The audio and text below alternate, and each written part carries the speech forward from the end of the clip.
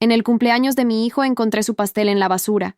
Mi hermana se burló delante de toda la familia diciendo que era mejor así, porque nadie quiere comer algo hecho por alguien que ni siquiera puede mantener a su propio hijo. El silencio en el jardín fue ensordecedor, mientras 20 familiares observaban mi humillación. Entonces saqué mi teléfono, marqué un número, y dije con voz firme: «Señora Vázquez, es hora de ejecutar el plan». Los ojos de mi hermana Fernanda se llenaron de pánico cuando reconoció ese nombre. Lo que ella no sabía era que durante los últimos 6 meses, mientras me humillaba cada domingo en las reuniones familiares, yo había estado reuniendo evidencia que destruiría para siempre su perfecta fachada de madre ejemplar. Soy Lucía Morales, 32 años, madre soltera de Mateo, mi hijo de 8 años. Toda mi vida había vivido bajo la sombra de Fernanda, mi hermana mayor de 35 años, casada con Roberto, un contador próspero, madre de 2 hijos perfectos y dueña de la admiración incondicional de nuestros padres. Pero ese día de cumpleaños sería el último en que permitiría que su traición quedara impune. La historia entre Fernanda y yo comenzó a enturbiarse hace exactamente 3 años, cuando mi esposo Daniel murió en un accidente de tránsito. En esos momentos más oscuros de mi vida, cuando Mateo apenas tenía 5 años y yo luchaba por mantener la cabeza fuera del agua, Fernanda se convirtió en mi salvavidas. O al menos eso creía. «No te preocupes, Lucía», me decía mientras yo lloraba en la cocina de mi pequeño departamento. «La familia está para esto. Roberto y yo te ayudaremos con todo lo que necesites». Sus palabras sonaban tan sinceras, sus abrazos tan reconfortantes. Fernanda se ofreció a cuidar a Mateo cuando yo trabajaba en mi nuevo empleo como asistente contable. Un trabajo mal pagado pero necesario, después de que las deudas médicas de Daniel agotaran nuestros ahorros. Durante meses, mi hermana fue mi ángel guardián. Recogía a Mateo del colegio, lo llevaba a su casa donde jugaba con sus primos Sofía y Andrés, le daba de comer y lo ayudaba con las tareas. Yo llegaba exhausta cada noche a recogerlo, y él siempre tenía historias maravillosas sobre su día con la tía Fernanda. «Mami, tía Fernanda me enseñó a hacer aviones de papel», me contaba con sus ojitos brillando, «y me dijo que soy muy inteligente, igual que papá». Esas palabras me llenaban de gratitud hacia mi hermana. Pensé que finalmente habíamos superado la rivalidad de la infancia y que ahora éramos verdaderas aliadas. Pero la máscara comenzó a caerse durante las reuniones familiares. Al principio eran comentarios sutiles, casi imperceptibles. «Pobre Lucía, está haciendo lo que puede», le decía a mamá mientras yo servía el café. «Es difícil criar un hijo sola. Espero que Mateo no sufra las consecuencias». Yo trataba de ignorar esas palabras, pensando que era su manera torpe de mostrar preocupación.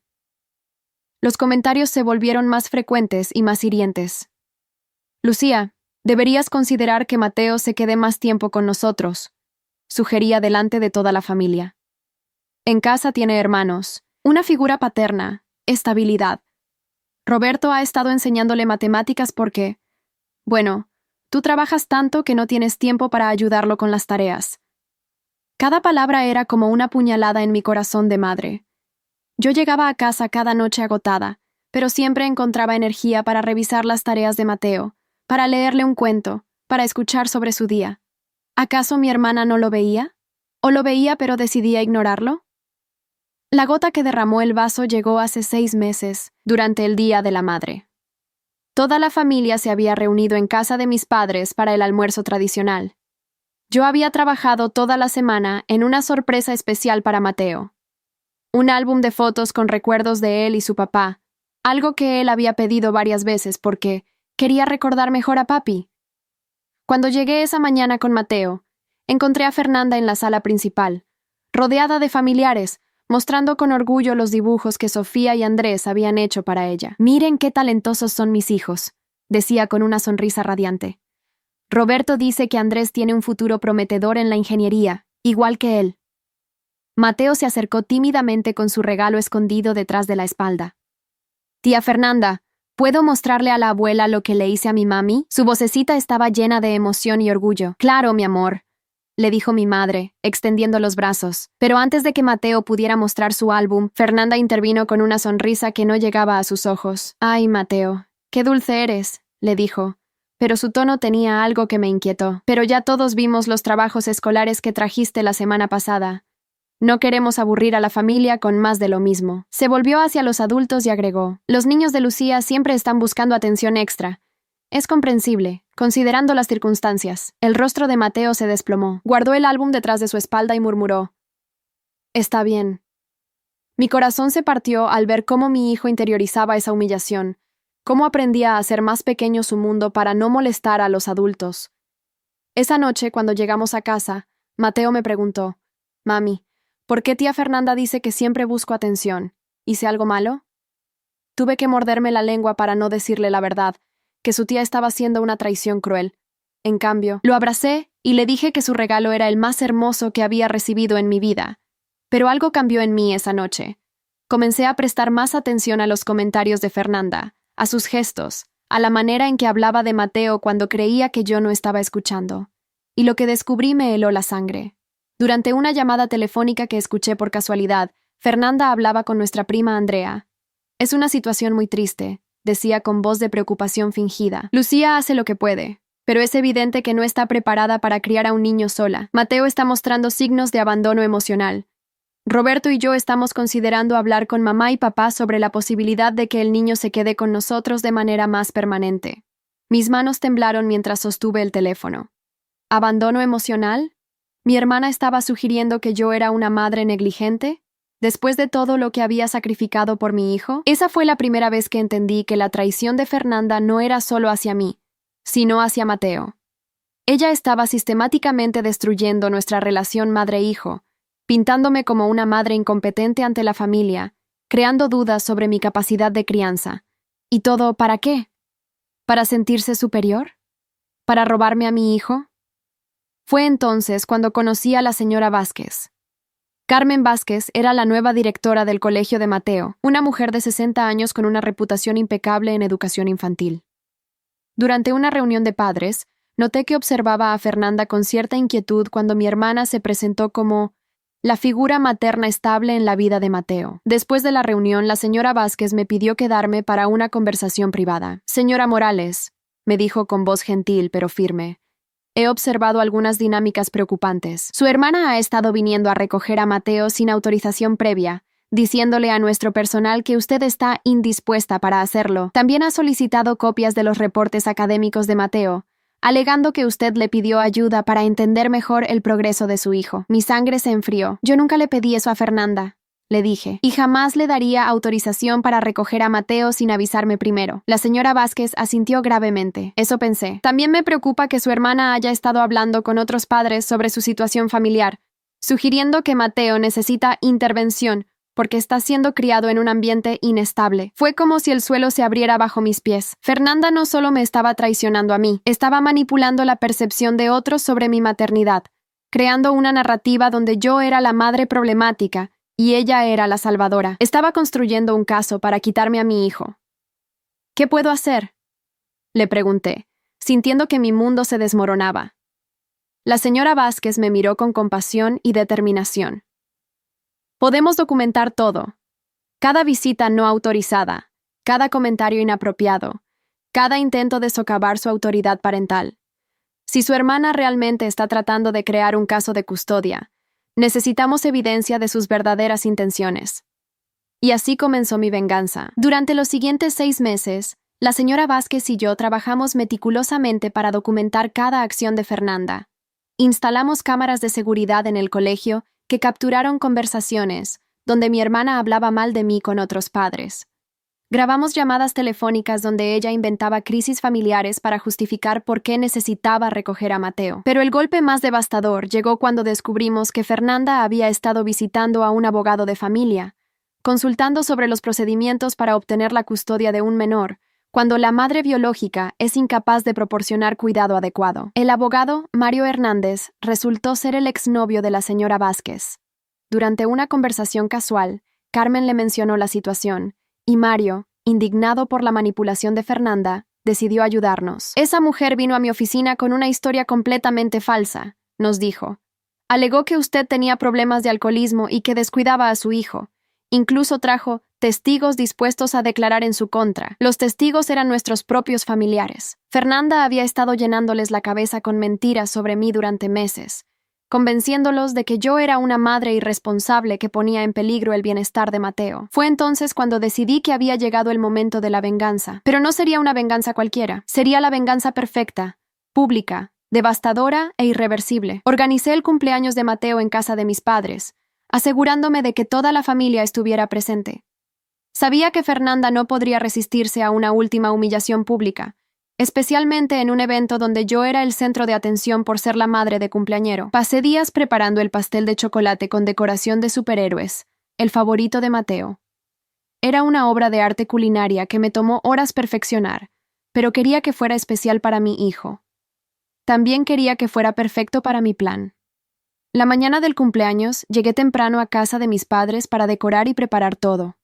Fernanda llegó con Roberto y sus hijos, cargando un regalo enormemente envuelto que eclipsaba completamente el pequeño presente que Mateo había pedido específicamente.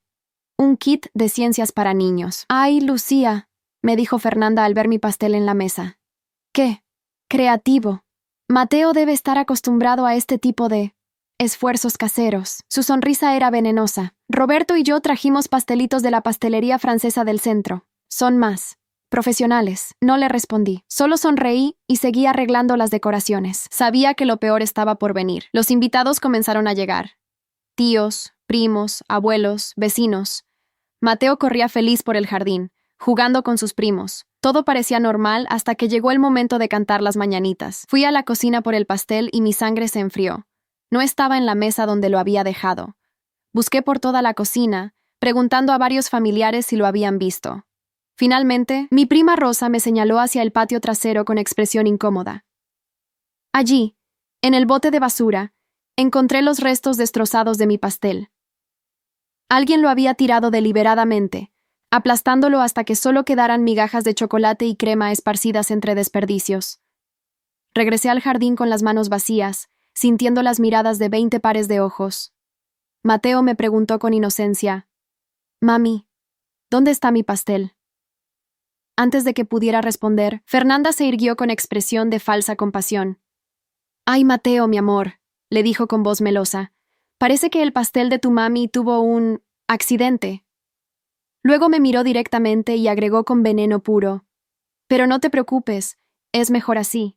Nadie quiere comer algo hecho por alguien que ni siquiera puede mantener a su propio hijo adecuadamente». El jardín quedó en silencio absoluto.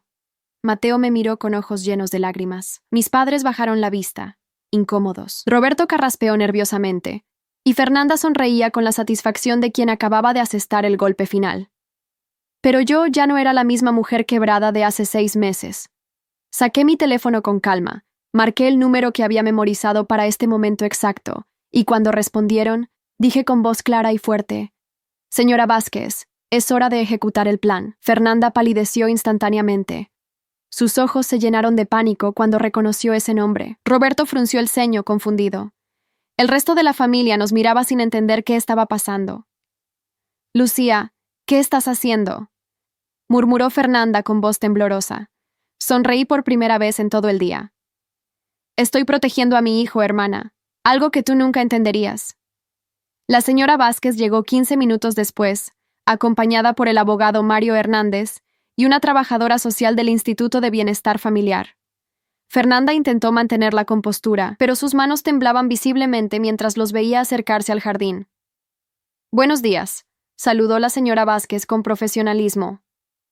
«Soy Carmen Vázquez, directora del colegio donde estudia Mateo.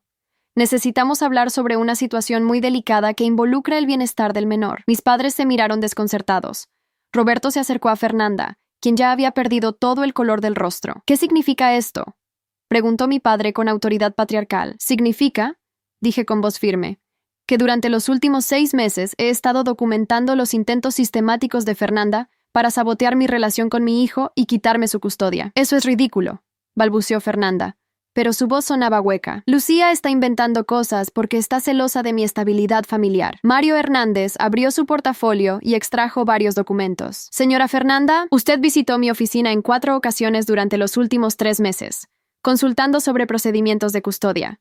En esas reuniones, usted alegó falsamente que su hermana tenía problemas de alcoholismo y descuidaba a su hijo». El silencio en el jardín era ensordecedor. Roberto miró a su esposa con incredulidad. Fernanda, ¿es eso cierto? Yo solo. Yo me preocupaba por Mateo, tartamudeó ella. Lucía trabaja tanto que el niño está prácticamente abandonado. Alguien tiene que pensar en su bienestar. ¿Abandonado? Intervino la trabajadora social, consultando sus notas. Según nuestros registros, Mateo Morales está en el percentil superior de su clase académicamente. Participa en actividades extracurriculares, tiene revisiones médicas al día y muestra todos los signos de un desarrollo emocional saludable. Eso no suena como abandono. La señora Vázquez tomó la palabra.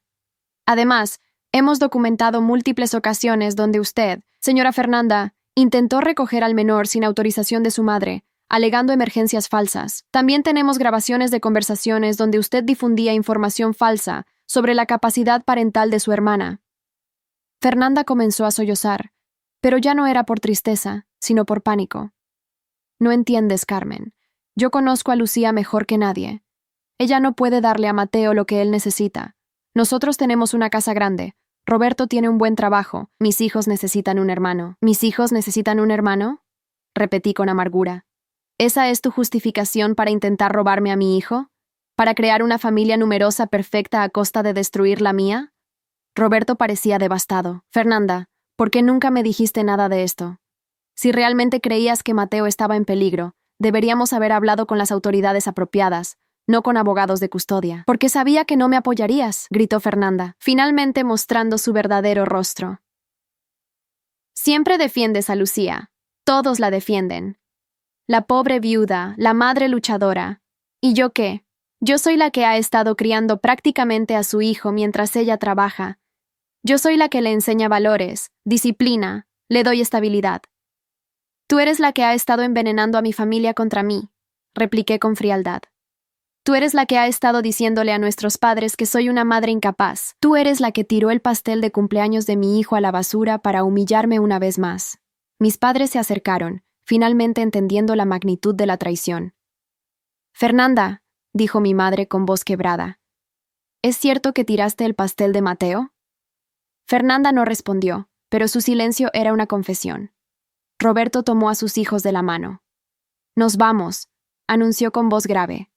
Sofía, Andrés, despídanse de sus primos. No volveremos por un tiempo. Roberto, espera, rogó Fernanda, pero él ya se dirigía hacia la puerta. No, dijo él sin voltear. Lo que has hecho es imperdonable. Has mentido, has manipulado, has intentado separar a un niño de su madre.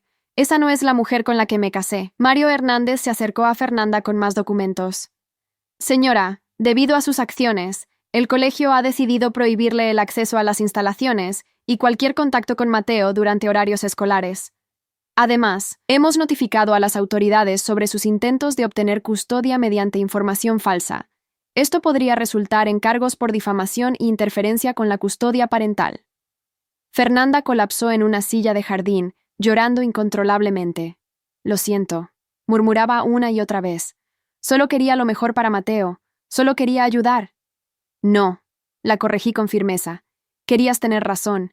Querías ser la hermana superior, la madre perfecta, la que salva al pobre niño abandonado. Pero Mateo nunca estuvo abandonado.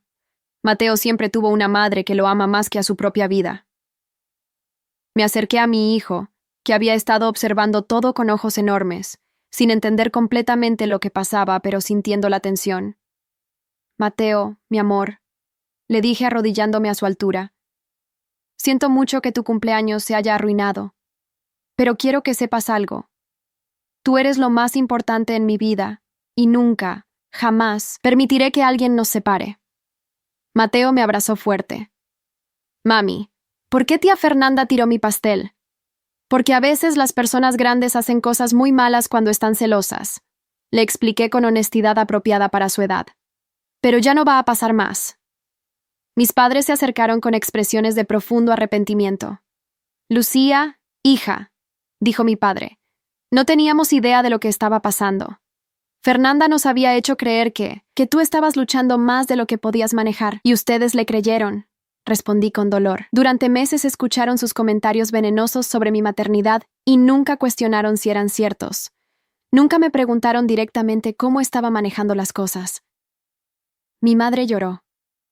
Tenías razón en no contarnos lo que estaba pasando. Fallamos como padres y como abuelos. La trabajadora social terminó de tomar notas y se acercó a mí. Señora Morales, basándose en nuestra investigación, no hay evidencia alguna de negligencia o incapacidad parental. Su hermana ha causado daño significativo con sus acciones, pero usted y su hijo están claramente bien cuidados y conectados emocionalmente. Fernanda se levantó tambaleándose, con la cara hinchada por el llanto. Lucía, por favor, soy tu hermana. Podemos arreglar esto. Puedo cambiar. Puedo. No, la interrumpí con frialdad absoluta. Una hermana no intenta robarle el hijo a su hermana. Una hermana no destruye la reputación de su familia por celos. Una hermana no tira el pastel de cumpleaños de su sobrino a la basura para lastimar a su madre. Pero la familia, comenzó a decir.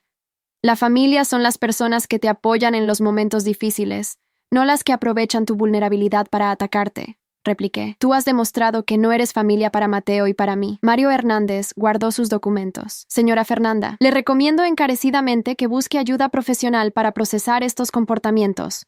Lo que ha hecho podría haber resultado en la separación traumática de un niño de su madre, basándose en mentiras y manipulación. Fernanda se dirigió hacia la puerta, derrotada y sola. Roberto ya se había llevado a los niños. En el umbral se detuvo y me miró una última vez. Nunca te perdonaré por esto, murmuró con amargura. Perfecto, respondí sin emoción, porque yo tampoco te perdonaré jamás lo que intentaste hacerme a mí y a mi hijo. Después de que todos los oficiales se fueran, la familia que quedaba comenzó lentamente a recomponer el ambiente. Mis primos trajeron pastelitos de la tienda y encendimos las velas mientras cantábamos las mañanitas para Mateo. Pero el daño ya estaba hecho. La confianza se había roto, no solo entre Fernanda y yo, sino en toda la dinámica familiar. Mis padres ahora veían claramente cómo habían sido manipulados. Mis tíos y primos entendían por qué había estado tan distante en los últimos meses. Mami, me preguntó Mateo mientras abríamos sus regalos. ¿Tía Fernanda ya no va a venir a las fiestas? No, mi amor, le respondí con honestidad. Tía Fernanda hizo cosas muy feas que lastimaron a nuestra familia. A veces tenemos que alejarnos de las personas que nos hacen daño, incluso si son familia. Pero ya no voy a jugar con Sofía y Andrés. Mi corazón se partió al ver la confusión en sus ojos. Tal vez en el futuro, cuando sean más grandes y puedan entender lo que pasó. Pero por ahora, vamos a enfocarnos en las personas que sí nos aman y nos cuidan bien. Esa noche, cuando todos se fueron y estábamos solos en casa, Mateo me ayudó a lavar los platos mientras me contaba sobre sus regalos favoritos. La normalidad de esa rutina, después del caos del día, me llenó de una paz profunda. Mami, me dijo mientras secaba un plato. Me gustó mi cumpleaños al final. Fue diferente, pero me gustó que nos defendieras. Sus palabras me confirmaron que había hecho lo correcto. No había sido venganza por venganza. Había sido protección maternal en su forma más pura y feroz. Los meses siguientes trajeron cambios importantes para nuestra familia. Roberto efectivamente se separó de Fernanda después de descubrir que sus mentiras se extendían más allá de mi situación. Aparentemente, había estado difundiendo rumores similares sobre otras madres del colegio de sus hijos, siempre posicionándose como la madre superior que debía salvar a los niños de familias problemáticas. Fernanda perdió la custodia compartida de Sofía y Andrés cuando Roberto presentó evidencia de su comportamiento manipulativo y los efectos psicológicos que estaba teniendo en los niños. Los pequeños comenzaron terapia para procesar la separación y la revelación de que su madre había estado mintiendo sobre muchas cosas. Mi relación con mis padres tardó meses en sanar completamente. Asistimos a terapia familiar, donde aprendimos a comunicarnos mejor, y donde ellos procesaron su culpa por haber permitido que Fernanda manipulara sus percepciones sobre mi maternidad. Estábamos tan acostumbrados a que Fernanda fuera la hermana perfecta, que nunca cuestionamos su versión de los eventos, me explicó mi madre durante una de esas sesiones. No queríamos ver que su perfección venía a costa de lastimar a otros. El colegio implementó políticas más estrictas sobre quién podía recoger a los estudiantes y cómo manejar reportes de preocupaciones familiares. La señora Vázquez se convirtió en una defensora feroz de la protección infantil basada en hechos, no en rumores o manipulación. Mateo floreció sin la influencia tóxica de Fernanda. Sus calificaciones mejoraron, se volvió más confiado socialmente y comenzó a expresar sus emociones de manera más saludable. La terapia nos ayudó a procesar juntos el trauma de casi ser separados y fortaleció nuestro vínculo madre-hijo. 6 meses después del cumpleaños, recibí una llamada inesperada. Era Roberto, preguntando si podía traer a Sofía y Andrés para una visita breve. Los niños extrañaban a Mateo y querían disculparse por el comportamiento de su madre. Acepté la visita, pero establecí límites claros. Los niños podrían venir ocasionalmente, siempre y cuando Roberto estuviera presente y Fernanda no tuviera contacto alguno con Mateo. Cuando llegaron, Sofía, de 10 años, se acercó a mí con lágrimas en los ojos. Tía Lucía, siento mucho lo que hizo mi mami. Papá nos explicó que ella dijo mentiras sobre ti y que eso está muy mal. Andrés, de 8 años igual que Mateo, era más directo. Mi mami está enferma en la cabeza, declaró con la honestidad brutal de los niños. El doctor dice que ella piensa cosas que no son verdad y que por eso lastimó a la gente. Roberto me miró con ojos cansados. Fernanda está en tratamiento psiquiátrico. Fue diagnosticada con un trastorno narcisista de la personalidad con tendencias paranoides. Aparentemente, ha estado exhibiendo estos comportamientos durante años, pero de manera tan sutil que nadie lo notó hasta que escaló contigo. La información me dio una extraña sensación de validación. No había sido mi imaginación. No había sido paranoia de mi parte. Fernanda realmente había estado librando una guerra psicológica contra mí, y yo había tenido razón al defenderme. ¿Ella quiere disculparse?, pregunté, aunque ya conocía la respuesta. Roberto negó con la cabeza. Ella todavía cree que tenía razón. Su terapeuta dice que puede tomar años de tratamiento si es que alguna vez acepta completamente la responsabilidad por sus acciones. No me sorprendió. Las personas como Fernanda rara vez cambian verdaderamente. Su necesidad de ser superior, de tener control, de ser vista como la salvadora, era demasiado profunda para ser curada fácilmente. Un año después del incidente del cumpleaños, organicé una fiesta para el 9º cumpleaños de Mateo. Esta vez fue en nuestro pequeño departamento, con sus amigos del colegio, algunos familiares selectos y la señora Vázquez, quien se había convertido en una figura materna para ambos. Mateo corrió hacia mí mientras yo terminaba de decorar su pastel casero, esta vez de vainilla con decoración de dinosaurios. «Mami, ¿puedo ayudarte con las velitas?» «Por supuesto, mi amor», le dije, abrazándolo.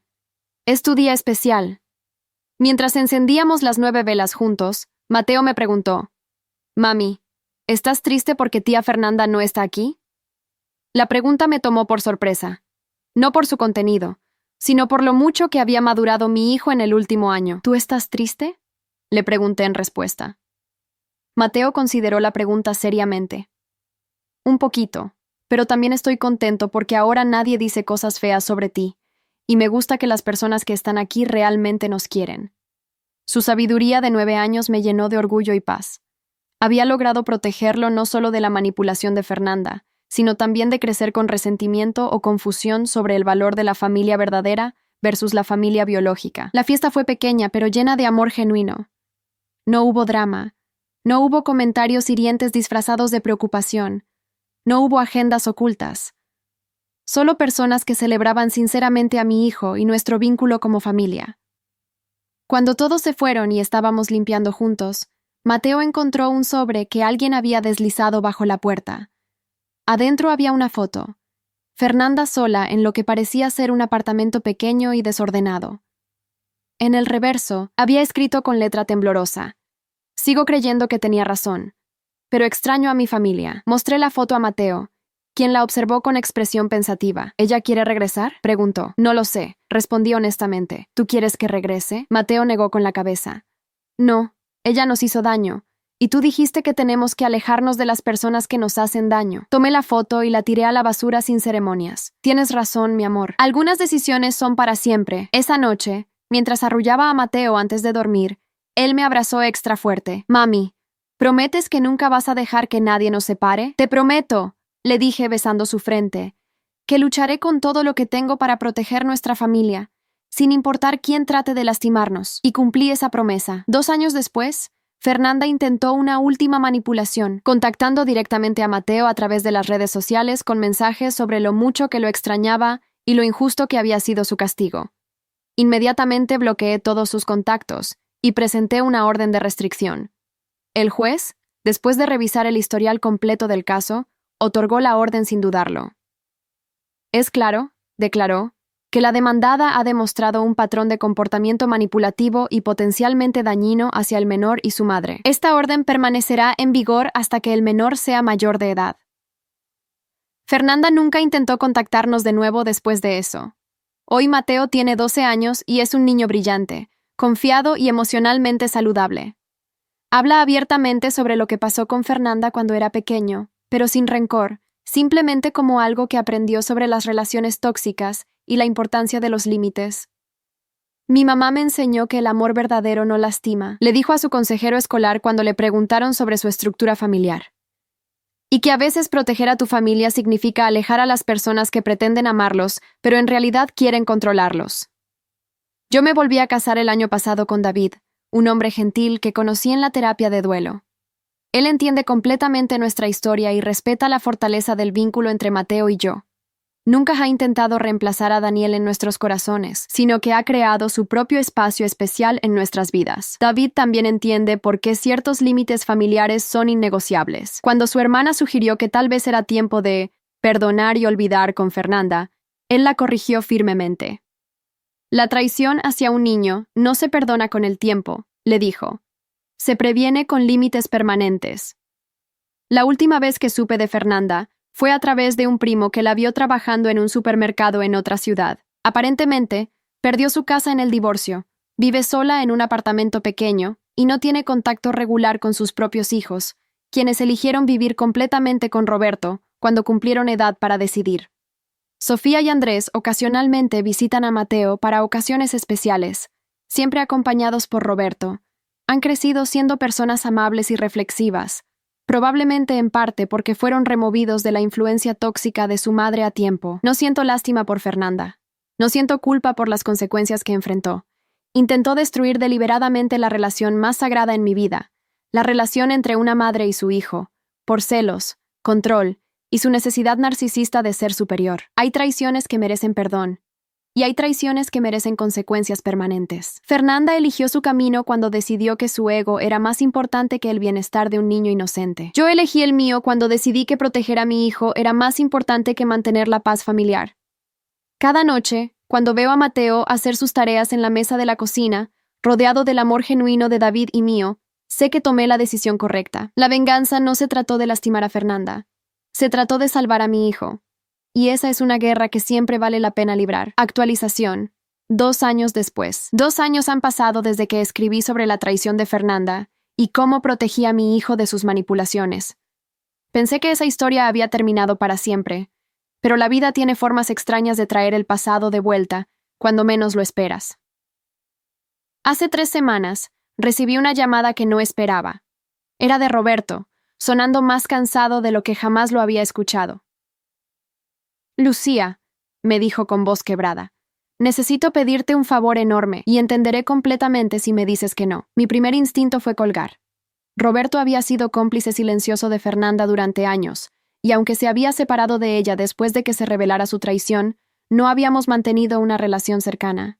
Pero algo en su voz me hizo quedarme en la línea. ¿Qué necesitas?, le pregunté con cautela. Es sobre Sofía y Andrés, continuó. Ellos quieren vivir conmigo permanentemente, pero Fernanda está luchando por recuperar la custodia completa. Su abogado está argumentando que ha completado su terapia y que merece una segunda oportunidad. Mi sangre se enfrió. ¿Y qué tiene eso que ver conmigo?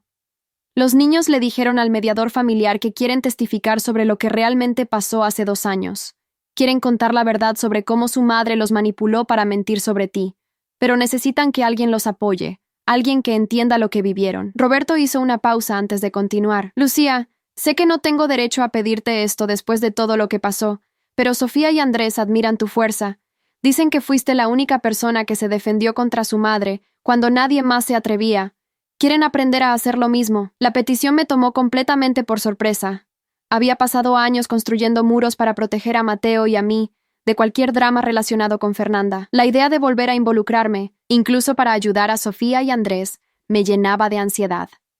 Necesito pensarlo, le dije finalmente. Y necesito hablar con Mateo. Él tiene derecho a opinar sobre esto. Esa noche, durante la cena, le conté a David y a Mateo sobre la llamada de Roberto. Mateo, ahora con 14 años y más maduro de lo que cualquier adolescente debería ser, Escuchó con atención antes de responder. Mami, recuerdo cómo Sofía y Andrés lloraron cuando se dieron cuenta de las mentiras que su mamá les había hecho decir sobre nosotros. Dijo pensativamente. Si pueden evitar que eso les pase a otros niños, ¿no deberíamos ayudarlos? David asintió. Pero solo si tú te sientes segura haciéndolo, amor. No tienes obligación de revivir ese trauma por nadie. Después de días de reflexión, decidí acceder a reunirme con Sofía y Andrés para escuchar lo que tenían que decir. Lo que escuché me rompió el corazón y me llenó de ira renovada contra Fernanda. Sofía, ahora de 12 años, me contó con voz temblorosa cómo Fernanda la había entrenado para mentir. Mamá me decía que tú eras una mala madre y que Mateo estaría mejor con nosotros, explicó. Me hacía practicar historias sobre cómo supuestamente habías gritado a Mateo o lo habías dejado solo. Yo sabía que no era verdad, pero ella decía que si no la ayudaba, Mateo sufriría. Andrés, de 11 años, agregó: Mamá nos llevaba a observar tu casa desde el carro. Nos hacía tomar fotos de cuando llegabas tarde del trabajo para demostrar que descuidabas a Mateo.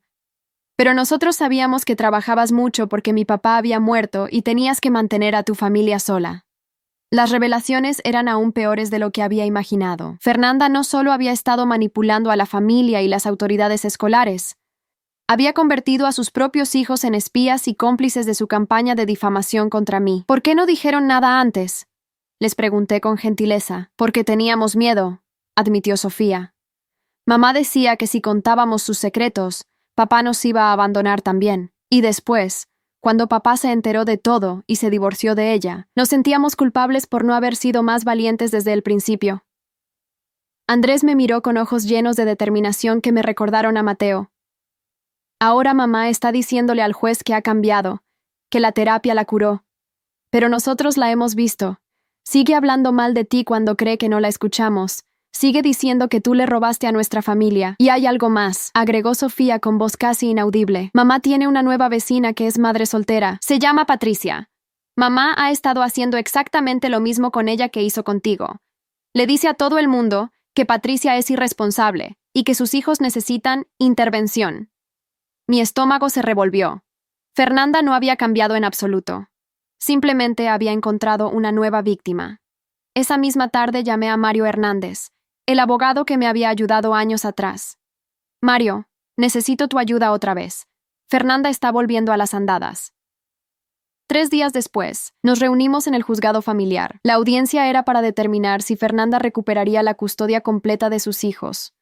Ella llegó vestida conservadoramente, con una sonrisa ensayada y un folder lleno de certificados de terapia y cartas de recomendación.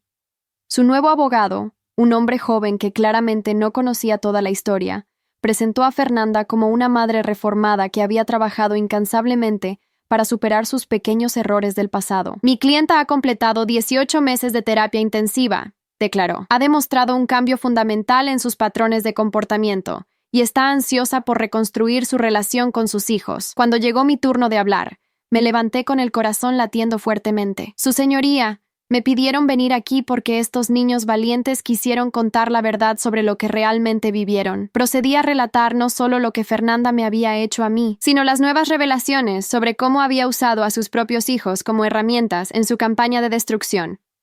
Presenté evidencia de sus intentos actuales de difamar a su nueva vecina Patricia.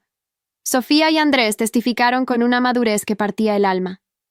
Contaron cómo su madre los había obligado a mentir, cómo los había usado para espiarme, cómo incluso después de la terapia seguía obsesionada conmigo, y ahora había transferido esa obsesión a otra madre soltera. El momento más devastador llegó cuando Andrés le dijo directamente al juez: Mi mamá dice que me ama, pero el amor no hace que las personas mientan o lastimen a otros. Mi papá y mis abuelos me aman, y ellos nunca me han pedido que haga cosas malas. Fernanda intentó defenderse, pero su máscara se resquebrajó bajo la presión. Esos niños han sido manipulados contra mí, gritó, señalándome acusadoramente. Ella sigue obsesionada con destruir mi vida. Todo esto es venganza. El juez la silenció con una mirada severa. Señora, usted está describiendo exactamente el tipo de comportamiento proyectivo y paranoico que documentamos en su caso original. Después de deliberar, el juez tomó una decisión que me sorprendió por su contundencia. No solo negó la solicitud de custodia de Fernanda, sino que restringió sus visitas a una hora supervisada cada 2 semanas en un centro de mediación familiar. Es claro para esta corte, declaró, que la demandante no ha experimentado el cambio fundamental de carácter que afirma. Su patrón de comportamiento manipulativo persiste y ahora involucra a sus propios hijos como cómplices en campañas de difamación contra otras personas. Esto constituye abuso emocional. Fernanda colapsó en sollozos histéricos, gritando que todo era injusto, que yo había arruinado su vida, que sus propios hijos habían sido lavados del cerebro en su contra. Su reacción solo confirmó la decisión del juez. Afuera del juzgado, Roberto abrazó a sus hijos con lágrimas en los ojos. «Estoy tan orgulloso de ustedes por ser tan valientes», les dijo. «Sé que fue difícil, pero hicieron lo correcto». Sofía se acercó a mí con ojos brillantes. «Tía Lucía, gracias por enseñarnos que está bien defenderse contra las personas que nos lastiman, incluso si son familia. Y gracias por no rendirte cuando mamá trató de separarte de Mateo», agregó Andrés. Eso nos enseñó que las mamás buenas luchan por sus hijos sin importar qué. Mientras manejaba a casa esa tarde, reflexioné sobre lo extraño que es el destino. Había pensado que mi guerra contra Fernanda había terminado años atrás, pero resultó que mi batalla había sido solo el comienzo de algo más grande. Al defenderme a mí misma y a Mateo, había plantado semillas de valor en Sofía y Andrés, que finalmente florecieron cuando más lo necesitaban. Esa noche, durante la cena, Mateo hizo una observación que me dejó sin palabras. «Mami, ¿te das cuenta de que ayudando a Sofía y Andrés también protegiste a esa señora Patricia y a sus hijos? Si Fernanda hubiera recuperado la custodia, habría seguido lastimando a más familias». Tenía razón. La traición que Fernanda había cometido contra mí años atrás no había sido un incidente aislado. Había sido parte de un patrón de comportamiento que habría continuado indefinidamente si no se hubiera detenido. 2 semanas después de la audiencia, recibí una tarjeta de agradecimiento de Patricia, la vecina que Fernanda había estado acosando. «Nunca sabré su nombre», había escrito.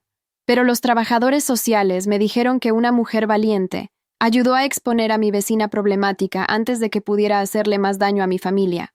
Gracias por proteger a niños que ni siquiera conoce. La tarjeta me hizo llorar. Me di cuenta de que mi venganza contra Fernanda se había transformado en algo mucho más poderoso. Protección para futuras víctimas inocentes. Hoy, mientras escribo esta actualización, puedo decir con certeza que Fernanda finalmente enfrentó consecuencias reales y permanentes por sus acciones. No solo perdió a sus hijos, sino que su comportamiento está ahora documentado oficialmente en el sistema judicial, lo que dificultará enormemente cualquier intento futuro de manipulación. Sofía y Andrés están prosperando bajo el cuidado completo de Roberto. Han comenzado terapia para procesar completamente el trauma de tener una madre manipulativa, y están aprendiendo a confiar en sus propios instintos sobre las relaciones saludables. Mateo, ahora en preparatoria, ocasionalmente reflexiona sobre la lección más importante que aprendió de toda esta experiencia.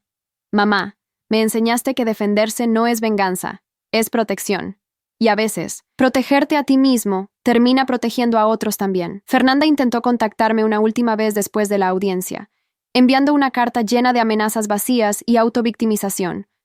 La entregué inmediatamente a las autoridades y resultó en cargos adicionales por acoso. La última información que tuve sobre ella es que se mudó a otra ciudad, aparentemente para comenzar de nuevo, pero Leopardo no cambia sus manchas, y estoy segura de que eventualmente su verdadera naturaleza emergerá nuevamente. La diferencia es que ahora hay un rastro oficial de sus comportamientos. Las próximas víctimas tendrán evidencia previa para respaldar sus propias experiencias. Mi historia con Fernanda me enseñó que algunas batallas valen la pena luchar no solo por nosotros mismos, sino por todas las personas que podrían ser lastimadas en el futuro. A veces, la verdadera justicia no es ver a alguien castigado una vez, sino asegurarse de que no puedan lastimar a otros nunca más. Y esa, tal vez, es la venganza más dulce de todas. Convertir tu trauma en protección para otros. Hay historias que no son solo historias. Son espejos de la vida. Si esta te conmovió, ayúdanos a seguir contando otras que también merecen ser escuchadas. Muchas gracias y que tengas un excelente día.